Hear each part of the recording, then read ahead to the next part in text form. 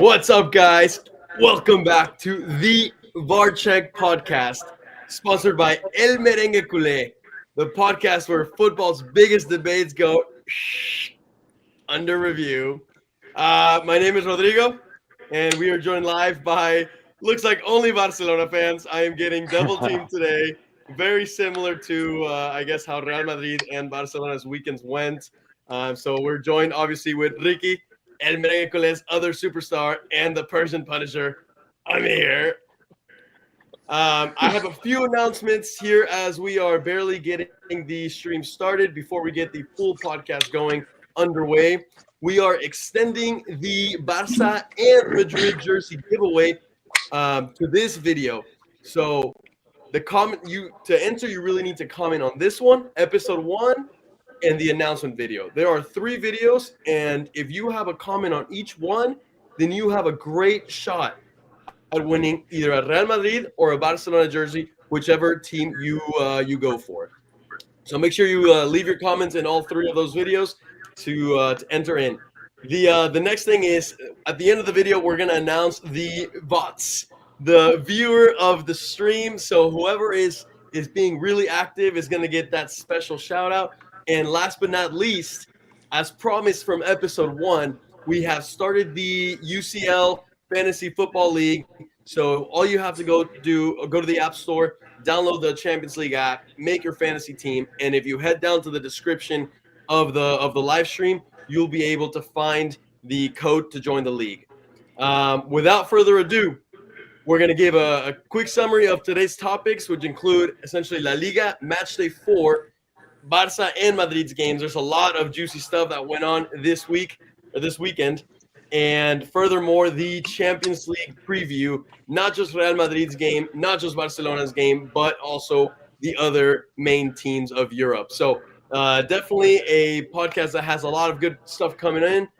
Before we get started, don't forget to hit the like button, subscribe.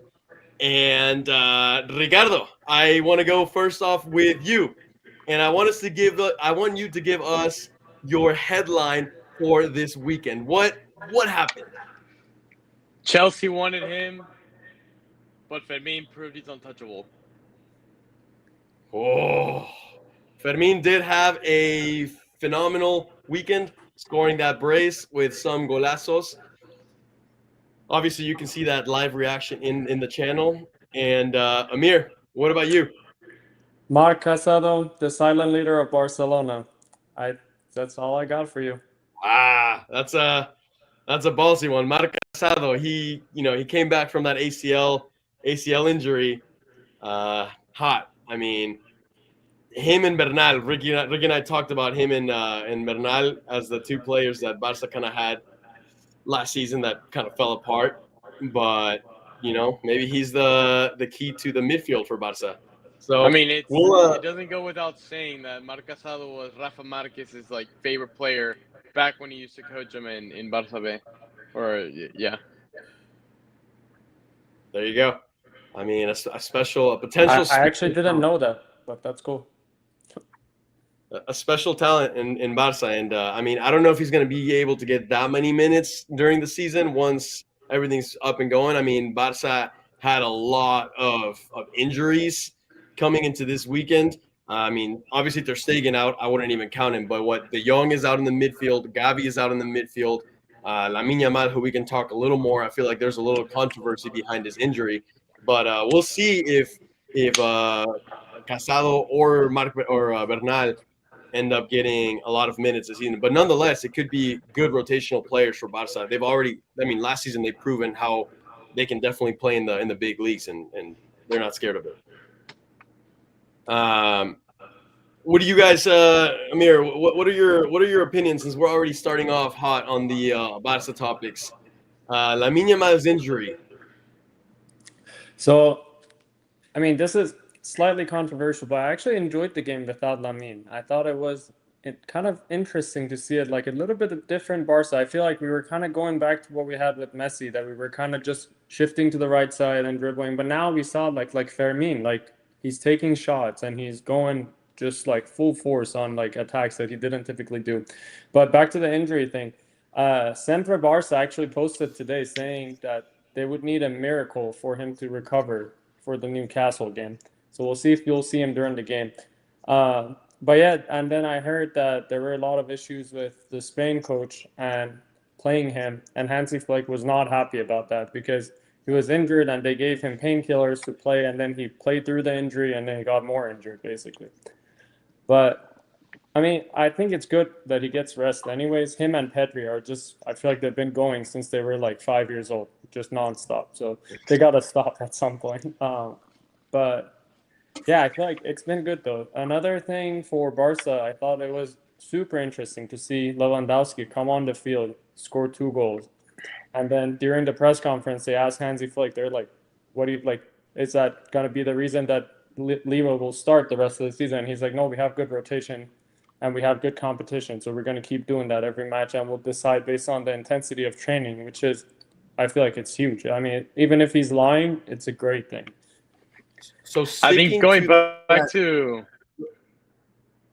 the Lamine Yamal controversial injury, I think there's 2 ways of looking at it. Like obviously the Spanish country, more with the magnifying glass of the national team, is like very kind of protective of the team itself. So like if players don't want to play with the team, the fans will like automatically like cancel them, put them in the trash. So I think there is pressure from players and the coach as well to force those players to play. However, what makes it trickier is the fact that these games really don't matter in the grand scheme of things. Like it's a Club World they're Cup not as qualifier, important. but you're right. It's a World Cup qualifier, but let's be honest, Spain's gonna qualify with or without Lamine playing the whole game, or like at least. I mean, I'm not saying he shouldn't play a minute, but maybe bring him on as a sub, or sub him out at halftime, or like don't force him if he's having to take painkillers. Like that's forcing him. In the beginning of a long season, like a year before the World Cup, like that's asking for an injury to a player that I'm sorry, having him fit for the World Cup is a lot more important than the qualifier. Now the real controversy starts when Spain said that they were not aware. So now is this a problem with Lamine Yamal, who kept it on the DL, trying to be silent about it because he's trying to play more and maybe get some more goals and just keep pushing through, or was this actually Spain that forced him to play? We may not know the answer to that. Yeah, it I'm wouldn't not sure. surprise me for Lamine Yamal's pride that he was like, no, I want to play. I want to play. I want to score every game. I want to rank up my stats from the beginning. That would not surprise me one bit. But at the end of the day, when the controversy start and the press is on everyone's butt, of course, like if Spain did force it knowingly, they're gonna cover their ass. Yeah. Now, if Lamine Yamal truly was the one pushing to play, then hopefully he learns his lesson, because now it's essentially official that he's not going to be fit for that Newcastle game. Yeah. And that's worrying. Yeah. And especially, I mean, look around. Barca's got so many injuries right now. De Jong, Balde, Gavi, Ter Stegen, the list goes on. Like, you got perfect examples of reasons not to push your body more than the limit if you just take a moment and look around. For sure. Now, I want to spin the conversation still within Barça, but to a topic that Amir brought up a few minutes ago, and that is the return of Lewandowski. Obviously, Lewandowski, we know the player he is, right? He is instrumental. He has been one of the best strikers in the past decade. But, we can't lie that he's obviously an aging player. And so the question is, Amir, where do you think Lewandowski slots back into this team with the form that Ferran Torres has been in? Do you see him as a starter? Do you see him as a rotational player? What's going to end up happening with Lewandowski this season? I think the best thing for Leo at 37, okay, considering that he's playing this great at 37, that's phenomenal. But the second part of it is just, I think what he did like during Valencia game is the best thing that we can use Lewandowski for. I know he wants to play the full game more than likely, but just having that energy in the front with Rashford, Rafinha, Ferran, it would be huge. And then we have somebody that comes in and just changes the game because he can score from any ball you give him pretty much. Um, should he start in some games? For sure. But against someone like PSG, Chelsea, some teams that have a lot of pace, I think the pace will outweigh the experience that he has. See, I kind of disagree with you on that one. I think as good as Ferran is, and as many goals as he does bring, because he honestly scores a lot more than you would think, or at least than I had expected.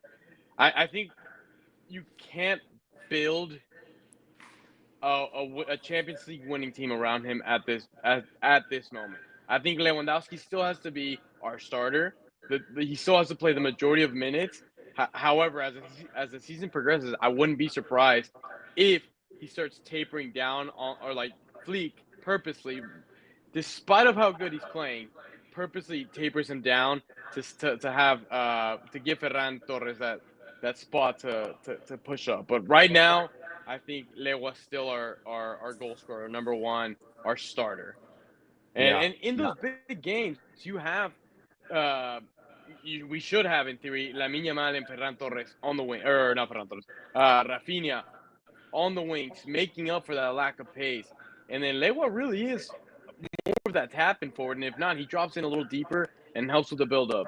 I don't think he is fast right now, but I also think he's learned to adapt his play to not make it be such a detrimental game. No, that's a good point. That's a great point, actually. It's really a huge merit to Lewandowski to have made it, this far in his career and still be in the question compared to a 24, however old Ferran is. So only time will tell. I think what could hinder Lewandowski I think Lewandowski is going to be the better player every time. He's going to score more goals than Ferran, as long as if they were to play equivalent amounts of times. But the only question for me for Lewandowski is how fit can he stay throughout the season? And I mean, once again, only time will tell. But age is definitely not in his favor. Now, I want you guys to compare two other players. One that was brought in for, correct me if I'm wrong, around 70 million euros and is currently sitting the bench, and the other one, Fermín López, compared to Dani Olmo. Compare them player by player, or the role in the Barça team. I mean, the role in this team, now that they both play similar positions, so not necessarily their qualities, but yeah, the role that they're going to play this season. Who can end up getting more minutes? Do we think Fermín López is going to be like more of the breakout star? Maybe not. He won't be the star for Barcelona, but really take the spotlight compared to a Dani Olmo that's playing in the same exact position. I mean, I think this week he proved that he can be that star. He can be that starter.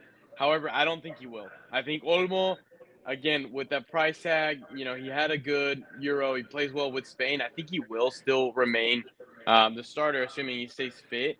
However, he is kind of like Rodrigo. He'll have a few good games where he impresses you, and you're like, either he comes in or he starts, and you're like, dang, this guy's like on another level. And then he'll have games where he kind of disappears. And I think that's where Fermín brings the most to this team. The moment Olmo steps down or isn't providing the result, there's no problem with taking him out and slotting Fermín in, coming in fresh on a tired team. And in my opinion, that's what makes the difference between Barcelona that got eliminated in the semifinal and a Barcelona that can win the Champions League final. Having a little bit more depth to the squad. And that to me is Fermín. Fermín provides that extra bit of flair when it's not expected. I don't know what your take on that is, Amir. Yeah, I agree. I mean, he brings that extra burst of energy that Barca was missing. And I mean, I know Barca fans started to hate Xavi at the end of his term, but all of these players came from his time, and he introduced them to the main team. So just kind of giving a shout out to Xavi because we love the guy. But yeah, I agree. I think Olmo and Fermín, they both have games that you're like, oh my God, and then the next game you're like, please get off the field like immediately. So I agree. I think we should. I think Olmo will still take the higher role and play more games probably, but Fermín will be there the second he can't do anything. Yeah. It's going to be good just to have. I mean, once again, these seasons are becoming super, super long. And Yeah. just to be able to have depth in the squad in the end is what's going to matter, especially if everyone stays healthy.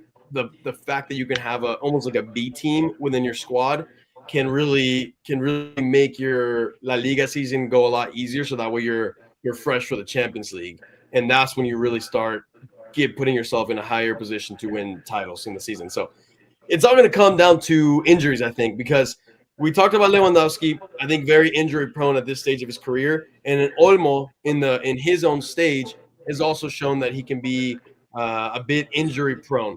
So we'll see. Real quick, first of all, before we continue, guys, remember we love to engage with y'all, so we definitely want to hear your thoughts. So far, we've talked about one, Lamine Yamal's injury, so I want to hear your thoughts on that. Two, the Lewandowski versus Ferran Torres, who could end up being the starter, and then the third topic has really been that Fermín versus Olmo. Fermín coming off of this amazing game against Valencia where he scored a Valverde-like goal with a banger from way outside the box. I mean, he played like a player that I've never seen. And Fermín is good. I like the guy, Fermín. I do think he's good, but I've never seen a performance like that from Fermín. And it was impressive. Now, with that being said, what I want to hear from you guys is you guys played against Valencia. What were your thoughts on Valencia? Come on. Go for it, Amir, before I go on a huge rant. I was just gonna say they were sloppy. Shout out to Habibi. Shout out to Habibi for that contribution. Yeah, look at that. World Cup fun on the making, baby. World Cup fun on the making. Go ahead, Amir. Yeah, I mean, sloppy, horrible game. Like for them, not for Barca. I mean, I'd love to see a 6-0 game for Barca any day. And last season, we beat the hell out of them 7-1. Like, it's like, okay, it's just Valencia at this point that's just plays poorly against Barca. But yeah, just sloppy. And I think they looked unmotivated and just like they didn't care almost. Like they were just walking and defending, and then they get scored on, and they're like, okay, well, let's keep going, and then get scored on again, and they're like, well, it's okay. It's like, okay, like have a little bit more pep in your step or something. Yeah. So yeah, I mean, I agree. It felt like more like we were watching a second, third place division team than a true first division La Liga team. I feel like we've all have seen games in Copa del Rey where either Barcelona or even Real Madrid has had their tough games against third division teams in their small stadiums that they're giving it their all. They're playing with heart. And just like Amir said, Valencia was out there just dragging their feet around.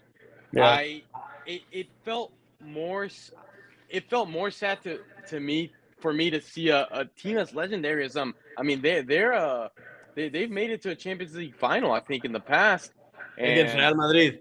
Against Real Madrid, like there's no denying they're a legendary La Liga team, and it's just more sad to see them be this down bad than the actual pleasure I got from seeing Barcelona defeat them 6-0. That was my take on it. I was more sad than I was happy. I mean, to continue on with that, Valencia has been flirting with relegation the past like 3 seasons at least. And I saw this stat that I think in the last 3 or maybe 4 games, but I think it was 3 games between Valencia and Barcelona, the net goals is 18-0. Jesus. 18-0. I mean, Valencia is literally bending over for Barça every time they play them, which as a Madrid fan, it's a little frustrating because for us, we've had that recent drama against Valencia where, the Vinicius Jr. against their fans and all that stuff. So we see, from my fan perspective, I see a team that against Madrid, Valencia comes out like dogs. I mean, they find this extra motivation to play against Vinicius Jr. and to beat him because of all that drama. But then I see them go up against Barca and literally put the bet and then get messed up in it, So it's, it definitely was sad to watch that game. I wanted to see a competitive game. I mean, Barca didn't score the first goal to the first 30 minutes, but even while the game was 0-0, you could just tell that Barca was going to put 4 behind them. Like, it didn't matter. And so that's why when it was 3-0, I was like, this is going to end 6-0, 6-0, which a lot of people were saying that I can fucking see to the future, which I can. Real Madrid, 16th Champions League. Here we go. So with that being said, I think we've covered Barça pretty well. Just One last a thing. match game. Okay, go ahead. Sorry, one last thing about the game. Kubarsi on the left center back position, I thought it was pretty great to see. It was a little bit different. I mean, we've used him before, but yesterday he had he won 4 out of 4. I mean, against Valencia, but 4 out of 4 tackles, 84 perfect or 82 perfect passes, like 100% pass rate. Like, great game by Kubarsi. And then apparently Liverpool wants to buy Araujo, which just kind of throwing some transfer window updates. So if they buy him, well, take him. Just take him out. I mean, honestly, Araujo is another potential good topic for right now before we transition, because who do you guys see now that Inigo's gone? Who do you see in a potential Champions? Barca reaches the Champions League semifinal. Who are your starting center backs? I don't know. I mean, I'd like to think, in theory, not Eddie Garcia. As much as he has gotten better, I still have my trust issues with him. I mean, Christensen, I mean, who really knows? He plays well. I'm having a hard time trusting him at this very moment. I'm gonna have to stick with that alpha. I would do 3-5-2, honestly, at that point. I would do. No. I would bring No, two. You can't switch up the scheme. Yeah, you can't switch up the scheme. No. I mean, I feel like not Fleek has shown his system. He plays 4 in the back. I don't think he's ever played with 3 in the back. But going to He 3 in tried. the back, It didn't work. I feel like Barca, I guess maybe at that point you could put Kunde as a third center back and just roll with that. But that would be sacrificing Balde, who I think, in my opinion, is instrumental to Barca. I mean, every time I watch Balde play, he owns that left wing along with Lamine Yamal. So I think Barca would be sacrificing a lot to go 3 in the back. I would put that out of the question. But but I think if we were to have Flick join in on this stream right now and we were to ask him that question, well, he wouldn't actually give us the answer. But let me call him really quick. Hold on. I think he would lean towards Kubarsi, a shoe-in for sure. Yeah. And right now, I mean, I think he's shown to us that Eric Garcia, which I would have never thought I'd be saying this, is a step ahead from Araujo, a player who I thought was honestly a monster and could dominate the center back position for years.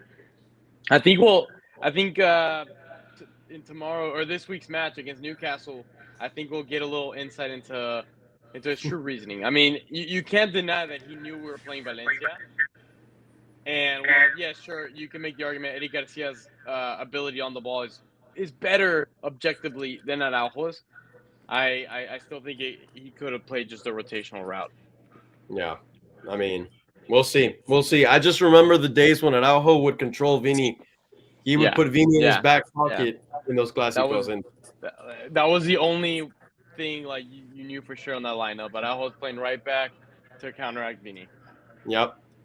Let's switch things up to Madrid side. I think we've covered Barça pretty good at this point. A Madrid that had a tough outing, in my opinion. I always think going to San Sebastián, to Anoeta, to play in that stadium against Real Sociedad is a tough thing. A Real Sociedad team that has been in the Champions League, I would say more than not, in the past 4 or 5 years. Never an easy team. Top players like Kubo, Oyarzabal. I know they've lost players like Subimendi, like Mikel Merino. So their team has definitely taken, I think a step down. But Madrid came out and they were controlling this game until a very controversial, and this is where we really open up the Check podcast. A very controversial moment, and everyone listening to the podcast right now, I want you to head down to the comments, give us your thoughts, because you know what I'm about to bring up. First, like the button, then give us your comments on that Huijsen red card. Amir, what do you think? Oh, I mean, that was almost like Lamine Yamal's penalty. That was almost as bad as that, like from like 2 weeks ago. I I don't know. I don't know what to say about it, honestly. It was just such a. I think there's two ways of breaking it down for me. I think one, the quote unquote, I can't remember if it was a pull or a shove, but first of all, that was very light. Okay, what was there a little bit of contact? I think it was a foul. It was Yeah, but, it was a sure, foul, sure, but we was call it a a red foul, card? But it was very like the contact itself was very light. Call it a foul. The other thing though is like they were barely crossing the half, and he was towards like the outside of the field. Yeah. And there was Yeah. still a more central player that if you like No. draw the diagonal and like the trajectory, he really was not the last man. In my opinion.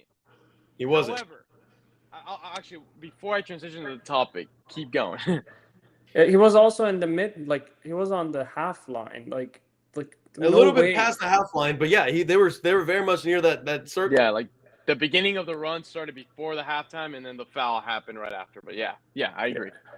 And so whatever, refs can mess up. Okay, let's I think we're all human. Refs can mess up. Where I really start to get frustrated is why don't they go check VAR? That's what it's for. If you're not sure, well, and I think what happened here is there's been an official statement from La Liga that says that the VAR ref has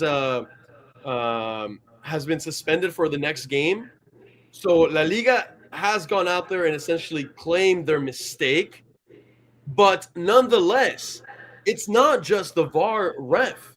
This is a whole team, and I think the center ref, if he's not sure, he should be calling and saying, "Hey guys, what are your thoughts on this? Do you think I should go see it?" Why does he not say that? And it's all a little bit frustrating. So I don't know, and I feel like this just adds fuel to the fire. In the Barça game, and I'm a Madrid fan. I'm gonna say this right now. There was a controversial moment where I think it was Eddie Garcia. It was a very similar situation where Hugo Duro, the striker from Valencia, receives the ball, and Eddie Garcia takes him out. Now, in the live reaction, I literally say, I don't think that's a foul. And I say, get up. I literally was like, no, get up. You watch the replay, and he does come in a little bit heavy. I still think you can make the argument this is a shoulder to shoulder, but there is a little malintention from Eddie Garcia. He does come a little excessively hard. It's almost to his back, and it does leave you wondering. Oof! I mean, you see that replay, and you're like, I don't know. My analysis on the red card itself is taking it one step back. And to me, I saw a Real Madrid that was 95% pretty well, like they did pretty well defensively. However, they had their lapse of judgments. And that's where I saw, like something worrisome or at least like a weakness in that back line. I think the red card, I mean, it is what it is. They committed too many players forward, right? They did leave themselves pretty exposed. And then they left Huijsen in a situation where he had to pull him down and make the foul. But not just there. If you look at the penalty that was given against Real Madrid, there was also a bit of lapse of judgment. Tchouaméni reacted late to that ball. He should never like you're looking at him. He's watching the ball, and then he's like, "Oh shit! This Real Sociedad player just came in, and he comes in hot, and of course takes him out." But you take it a step back. And Carvajal also had to get in a little shove, a little bit of malice intention. Not saying it should have been a foul, not saying it should have been anything, but also a little bit late reaction, like, oh shit, like I'm already one step behind. And then the other handball on Carvajal when he said whatever, right? That happens. Yeah. I mean, but I definitely do think that Madrid has their lapse of judgment in defense. They fall asleep for a few minutes, and that usually ends up costing them in some way. Now they're having to scramble to find their way back into the game. But I will say a positive stat that I heard about them, that so far in La Liga, they've conceded 2 goals against Mallorca, and then here against Real Sociedad. Those are the only 2 goals that they've conceded, and both of them have been off stop plays. and then off a corner. So merit to Xabi Alonso for what he's done, because this team defensively compared to Ancelotti's team defensively, I think night and day. So Fair. I think Ancelotti was always known for his attack, more than his defensive abilities. But sure. Now we're seeing a better Yeah. Real Madrid defense. Yeah.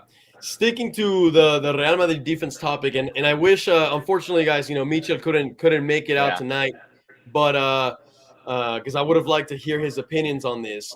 Now that Huijsen got the red card, he actually ended up getting suspended for 2 games, which is a little bit frustrating. That is ridiculous. I didn't know that. That's ridiculous. Yeah, 2 games suspension for Huijsen. But the other thing is, and here we go. Show. Oh shoot, I misspelled it. God damn. Rudiger. Rudiger. Okay, there we go. Rudiger came out right before the game, injured, out for 3 months. So really opens up a space for who's going to step into those shoes, and obviously I think Asensio needs to be celebrating. I think he's always, this is his 2nd season at Real Madrid. I think he's always in the back, just kind of shaking his hands every time these players start dropping like flies, because he's going to come in. And I mean, he came in against Real Sociedad. I think he did a fine job, and now he's probably going to get to start the next La Liga game. Leaving Militao, coming back from 2 ACL injuries, and Asensio as our 2 center backs. I will say this: I did like Militao's game. I thought like he was coming in hard into tackles. There was one tackle, I can't remember who. I can't remember who it was. They came in pretty hard on his knee, and for a second there, I was like, they're gonna break him.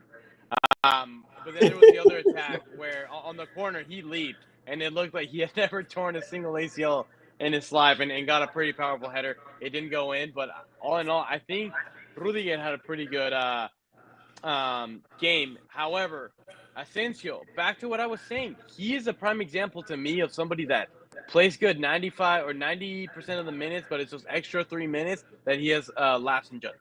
We saw it against PSG in the Club World Cup, and I won't be surprised if we see it again in the Champions League or in La Liga in the future games to come. That is the one thing that he's fast, he's smart, he's strong, he plays for the badge. There's no doubt about that. He has a lot of characteristics that remind me of a young Ramos. But I need to see an improvement in just his concentration throughout the whole game. That's my take on that. So before we leave the center back conversation, I do want to hear from y'all's perspective what y'all think about Huijsen, just generally as a player. I think he's great. I like him. I think he's I think him. His ability on the ball is something I haven't seen in a Real Madrid center back since Alaba. I don't know what y'all think. I will say it's also refreshing to see Carvajal on the right side instead of having the entirety of the midfield play right side for Madrid. Not related to Huijsen, but Huijsen, I think he's great, and he has good sportsmanship for the most part, and great play. So, yeah. Yeah, I mean, it's nice to actually see Real Madrid have defenders compared to last season to this season, where I was actually joking to Amir earlier this weekend. I said, dude, did you see how Real Madrid finished out the game?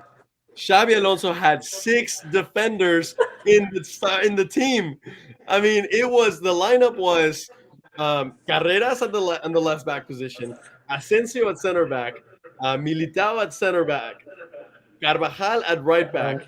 Then at one point, Fran Garcia was playing center mid with David Alaba, and then Carvajal got subbed out for Trent Alexander-Arnold. I mean, we actually had 6 defenders in the team at one point. And Huijsen. And don't forget about Huijsen. Oh, wait. No, I'm kidding. You won't remember it for 2 games. Not only 1, but 2. So, I mean, the Huijsen stuff was just overly frustrating because Real Madrid was in complete control of that game. They get this unfortunate, unfair red card, in my opinion, unchecked red card, and then they have to play 60 minutes, a full hour down a man. And I mean, the game completely changed. Real Sociedad was all over Real Madrid. This is why they ended up playing with 6 defenders. They literally had to park the damn bus, and thankfully it worked out. Courtois had one of his crazy saves to keep the team in the game, and Madrid come out with the 3 points, 12 out of 12. I have been watching Madrid for now maybe like 15, maybe like 15 seasons. I don't think I've ever seen Real Madrid win the first 4 games of La Liga. So And definitely. it's also sorry, keep going. No, go ahead, Amir. Go ahead. Oh, I was just gonna say it was also kind of exciting for me to see what me and Michel said like became true, like him like using 2 CDMs, and then like he's kind of using Mbappe in the same role that like he used where it's at Bayer Leverkusen. Like he has him right in the front, just running the pace. And Mbappe, honestly, it was a joy to watch. Like against Real Sociedad, like he was like the like I think it was, what year was it? The last, not the last World Cup, but the previous one. It was that Mbappe that we were seeing, like excited, and he's running and he's chasing balls versus like Ancelotti Mbappe that I was like, you're just offsides the whole season, dude. Like, so I saw, yeah, I agree. I saw the Mbappe from PSG, the Mbappe that tormented Barcelona in the Champions League, that curl it to the back post, that was way faster than any defender on the field, and yeah, it was just honestly a gazelle. It would just glide through people and get a dangerous shot. That's the Mbappe I saw this weekend, and that's scary. That's scary as a Barcelona fan. I think last season we got a little exemption from that. I think the whole adapting to a new country, adapting to a new team, new language, call it what it is. A different position on the field, I think, was probably the biggest factor. But we're starting to see an Mbappe that's feeling a lot more comfortable, a lot more like the captain, Definitely. a yeah, lot I more mean, like the protagonist over Vini. yeah. no, 100%. Vini has, last season it was like that head to head. Vini and Mbappe, who's going to be the commander of the team? And there was, Vini started off hot. That's when he was still doing good, and we were all like, "What the hell is Mbappe doing?" But over the course of the whole season, we saw that slowly start to change. Mbappe definitely started taking command of the team. But you're right. This season marks a change.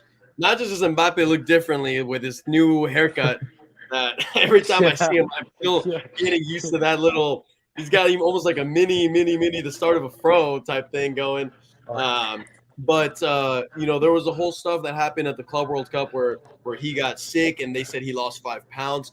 I don't know if that Yeah. has to do with it, but I see a much more lean and quick Mbappe. He looks more confident. He looks different, and he has that number 10 on his jersey, which I think might be playing a role too. So Mbappe, I think so far has scored in 3 out of the first 4 La Liga games.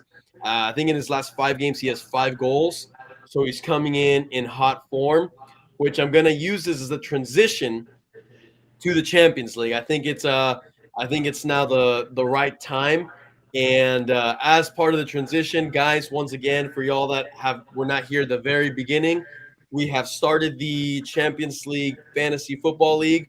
So the link is down in the comments where you can just click it to join the league where you'll be competing against me, Ricky, Amir, and Michel, and see who can put the best team together. Will Mbappe be in your team? Will Lamine Yamal be in the team? We'll find out. Guys, how are y'all feeling coming into the start of the Champions League? I think the most exciting, competition in the world. I personally still have not gotten over last Champions League.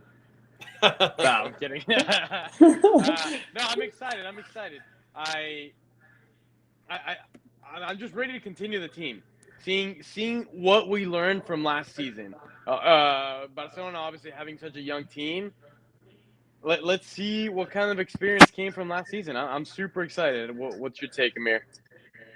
I'm excited. Yeah, I'm also excited. I really hope we finally make it to a point that it's not like, oh, we could have gotten this. I'm so tired of saying that every season back to back, and it's like one or other thing. Like, and I think we have the potential, but it's also kind of scary, as you said, to see teams like Madrid, Arsenal, Chelsea, PSG, and like I'm gonna throw Michel's favorite team, Napoli, and all these. I was so ready to just hit him with that, but he's not here today.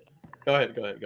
But yeah, and I mean, like teams like or even like Newcastle, like they've purchased a lot. Yeah, they lost Alexander Isak, but they purchased so many players. They had like a lot of money spent this past transfer market. So, but yeah, I think it'll be good for Barca. I think we're gonna see a similar form as last season. We're gonna start with a slightly poor form in the first couple matches, but we're gonna find our groove eventually.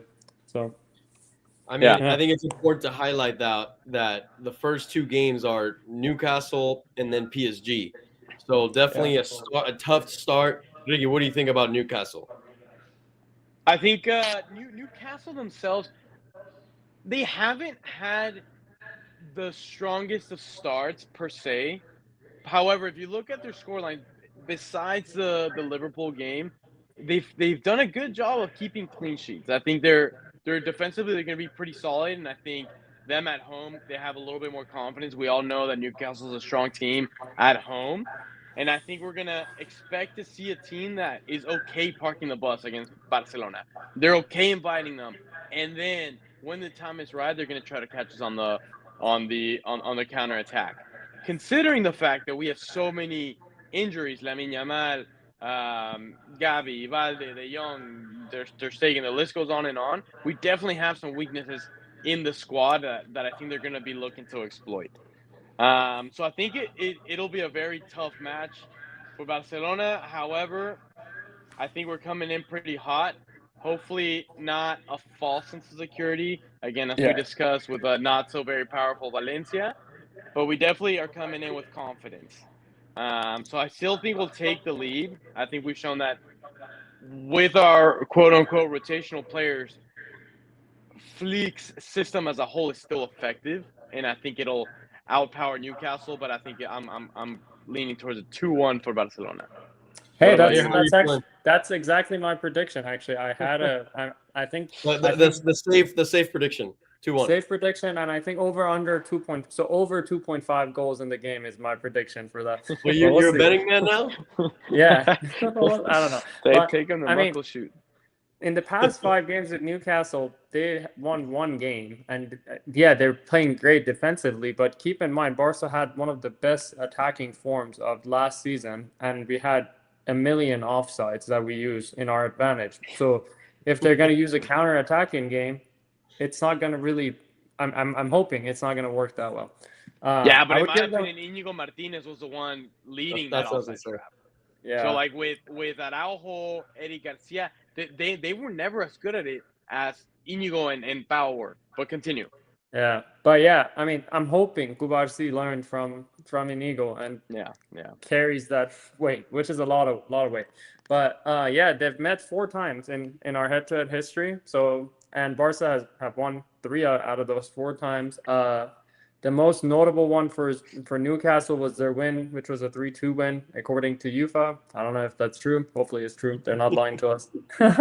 But the one concern I have is us going to England. Also, games in England for Spanish teams is always hard. And I mean, vice versa is also true, but I feel like Barca doesn't have the best record in England, as we saw in Anfield with Liverpool. We've seen it with Chelsea. They haven't played against City. That's a game I'd love to see, but Yeah. you're right. And it's been a while.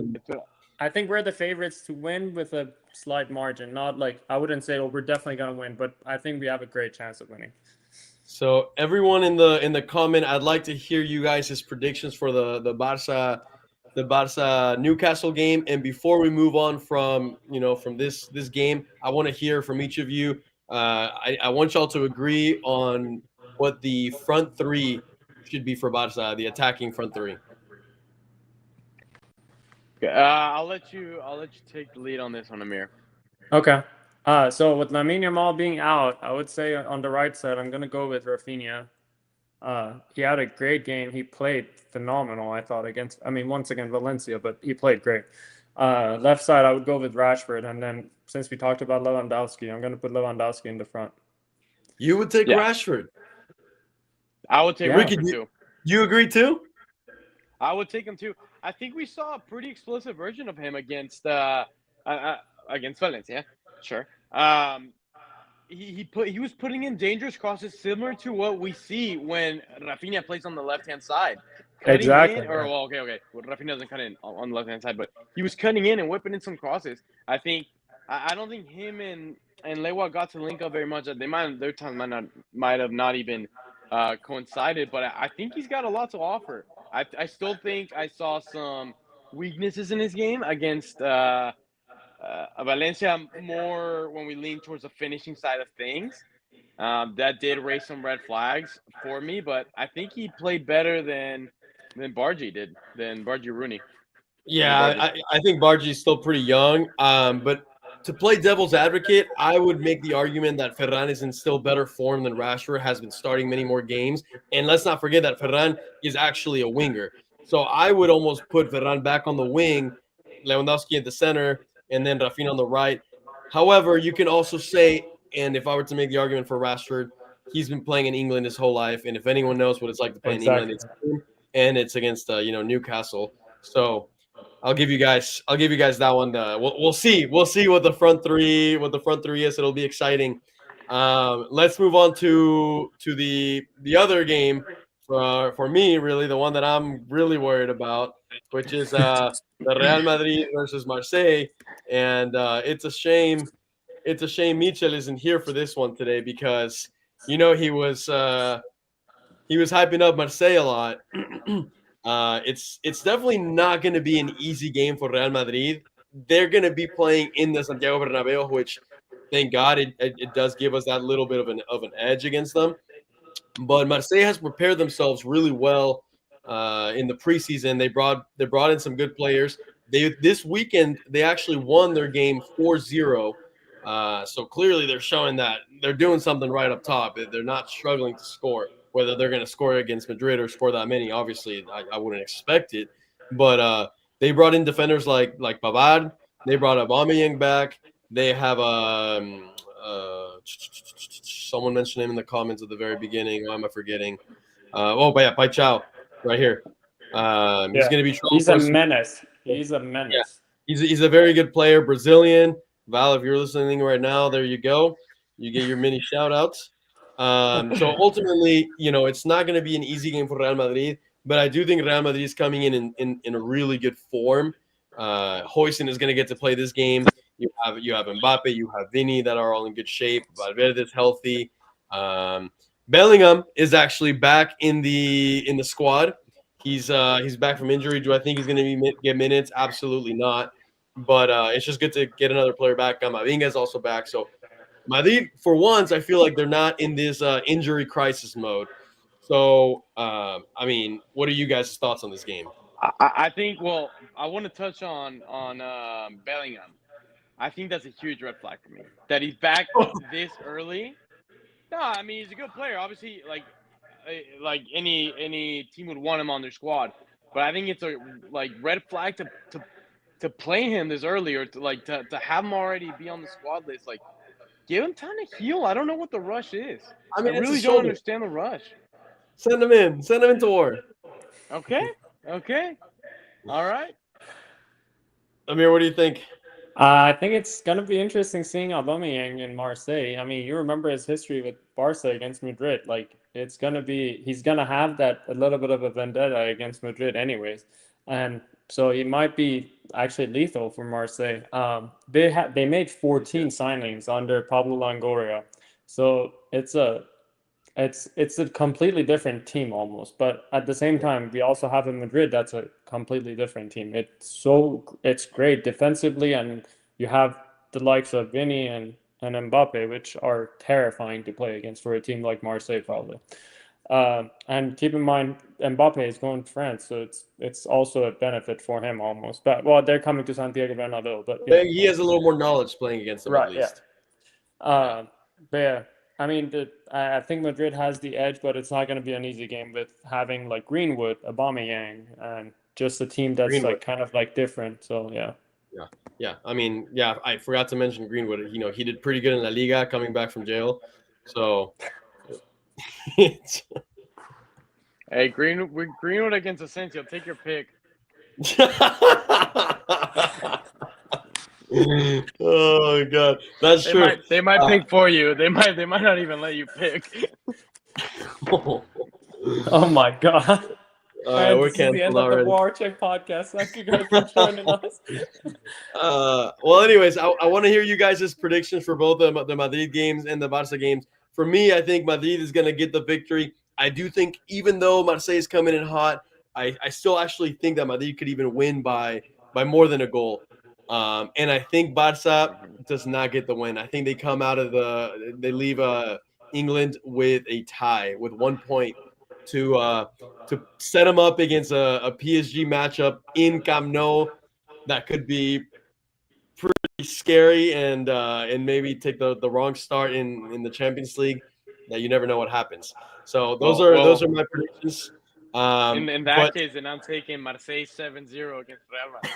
No, I'm kidding. No, go ahead. the finishing on the topic of the Champions League, I'm gonna name what I think are the top 5 games, which we already talked about one of them, which is Barca Newcastle, so we'll forget that one. So top 4 games that are going to be happening in this match day 1. So I'm going to go with each one of y'all. I want y'all to give me a quick little something that you think about this game and then your prediction. Ricky, we're going to start off with you.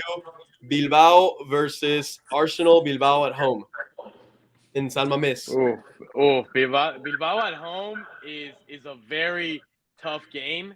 But like I said last podcast, I'm excited to see an Arsenal with Gyökeres, a true out and out striker. For the first time, I mean, I just feel like the last striker Arsenal really had was Aubameyang. Funny enough to bring it full circle, but I think they got a great team. I think that's the only piece they were missing from last year. So I'm And on excited for top of that game. that, they won this weekend, 3-0. Jokic has scored. Esse came in, got an assist. It seems like they're flying high. Amir, what do you think? I mean, I was actually listening to Ernesto Valverde's press conference about the game. And Zubimendi, he was talking a lot about him. He scored 2 goals, a player that has scored 12 goals in his whole life. So it's crazy. Like, I mean, great game for him. And I think him coming to Spain and playing against the Spanish team will be really interesting to see because he has more motivation to play against the Spanish team due to his background, which I'm honestly so sad he didn't make it to Barca, but different story. We have Marc Casado, who's so much better than him anyways. So, but yeah, I think Arsenal. It's my favorite. It's one of my favorite Premier League teams. I'm excited to see them play. I hope if there is going to be a team besides, if it's not going to be Barca, I hope it's Arsenal that wins the Champions League. I think they have a great chance in the league, in the Premier League and the Champions League. So, I mean, if it wasn't for PSG, I think they would have been in the semifinals last year. And yeah, y'all ate too much rice last season anyway. So, Amir came with the jokes. Okay, let's. So I think both people are taking Arsenal as the favorite, of course. I wouldn't be surprised if maybe Bilbao pulled off a tie, but I think Arsenal definitely the favorite despite being away. The next game, Ricky, what do you think? Actually, no, let's start with Amir on this one. oof. I think I'm gonna give it to Munich. I Munich's at don't know. home. Yeah, that, and I think they play a bit like Chelsea. They're kind of like disorganized though. Like you're not seeing the most disciplined version of them. I see in the comments Romeo is giving Chelsea easily. So well, it's okay, Romeo. uh, but yeah, I'm gonna give it to Munich. I would say probably 2-1 Munich. So You know, I think Amir and I are gonna keep on agreeing today. I think Wow, 2 Barca fans Chelsea- agreeing. Chelsea's the type of team to come out strong every few seasons, and especially whenever you like kind of downcast them, whenever you don't expect a whole lot from them, they come in really strong out of nowhere. And I feel like they've used up that luck already in the Club World Cup. Exactly. And I think Munich is gonna, against, even though Amir and I are both going for Munich, I think Munich might not be the favorites just because of the form in Chelsea in the Club World Cup. But I still think Munich will take it. And I'm going to give a slight reminder about our power rankings that we put together last episode, in which we put Bayern behind Chelsea.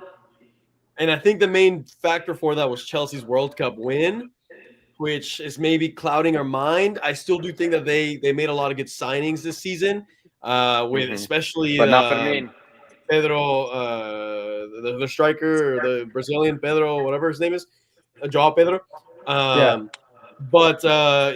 maybe if they were playing in Stamford Bridge, I'd say that they could come with a tie, maybe pull off the win. But yeah, playing in Munich, I think I'd take Bayern almost 9 out of 10 times. So if Bayern takes this dub, they might be surpassing Chelsea in our power rankings next week. So make sure you subscribe. You're not gonna want to miss what the changes are in the power rankings. Let's transition to the next game. I think so far we've all agreed in the results, and I am afraid to say that we're probably going to be wrong with at least one of them. But here's our third one. Ricky, your start us off. Oh, this is going to be such a great game. Such a great game. I think you'd be dumb not to take Liverpool. I'll just leave it at that. I think Liverpool's a better team than Atletico. I agree with Liverpool being a better team, but you know how Atletico plays. We've seen him so many times. Yeah, they park the bus and get butt fucked. No, yeah. They park the bus and choke every time that it matters. Yeah. They slip when it comes to taking the penalty. No, I don't know. I give it to Liverpool. Go ahead. No, I agree with you. I think I hate Atletico more than Madrid on it, like more than Real Madrid at some times. And that's saying a lot. And it's not because of anything specific. It's just because of how Simeone plays the team. It is such boring soccer. And I like, there's no excitement in it for me. So, but yeah, I mean, Real Madrid, we all know it's like, I mean, anything from Madrid just sucks as a whole, but yeah. Okay. Just because it's 2v1 today, I'll allow you to get off. Once again, a reminder of our power rankings. Liverpool, we have them 3rd. Atletico, we have them 10th. So clearly we are still behind that. It's going to have to take something special from Atletico for them to move up these rankings. So far, I think we're all still in agreement. And the last game that I believe, Amir, this is your time to start us off. Time to shine. I wish Michel was here to start us off on this. Yeah. I don't know if y'all watched the highlight for Man City this weekend. We watched the game. We watched the game. Yeah, I mean, I thought they're playing well. Like the whole back? team is different. I don't know They're half back. of the players. I was looking at them and I'm like, I don't know who you are, but you're playing well. El pinche Kusanov. I hate that guy. I don't like him. I mean, obviously, City has been playing the Guardiola way for so long. They're going to dominate position and just keep going and try to destroy Napoli. But Napoli can be the Trojan horse of the Champions League, as Michel and I said. But Michel said it a lot more than I do. My prediction is 4-1, 3-1 for Man City. So, yeah. But it can also at home. I mean, a draw is also obviously not, like, I would say 50% chance. Yeah, 50% chance to win for Man City, 40%, actually 30% tie, and then 30% for Napoli. Only a betting man would give us odds like that. Actually, that would be 110. So, Michel. Michel's not here to defend his Napoli, so I hope you're hearing this in the future. Let's not forget 4-0 Man City. 4-0 Man City. let's not forget it's going to be KDB returns to Etihad. That's true. Yep. Ooh, that's gonna be That's an good. emotional game. It's good. And Going and against Højlund Nico. returns to Manchester. Yeah, that too. So, well, Is the first game in Manchester or is it in Italy? it's only one game. They don't play home and away anymore in the league Oh, phase. so it's But Etihad. Okay. it's in Manchester. So Okay. even more of a reason for potential Napoli to get rammed. I mean, I think we're all in agreement. We went the easy way out. We picked Arsenal, we picked Munich, Liverpool, and City. If I had to pick a game with an upset, I'm gonna give it to Bilbao. I'm gonna give it to Bilbao just because they at least they're at home. They have a good attacking force in the Williams, Iñaki, and Nico Williams. They're always semi solid defensively. And Arsenal away can sometimes mess it up. So I will predict a tie for that one, and then I'll agree with y'all in all of the others. I think last season, the first time with the new Champions League concept, we saw everything but the orthodox. The teams that should have been number 1, number 2 in the group stage were barely qualifying to go through. And I mean, I'll call it like I see it. Barcelona, at the beginning of the season, nobody ever put them at number 2, contending for that number 1 spot. So I'm curious to see how this season goes. We all went with the conservative route with the highest odds. We chose the favorites, but last season that was everything but. So I'm curious to see what actually happens this season. Well, we'll be here next week to figure out and talk about if we were right or we were wrong.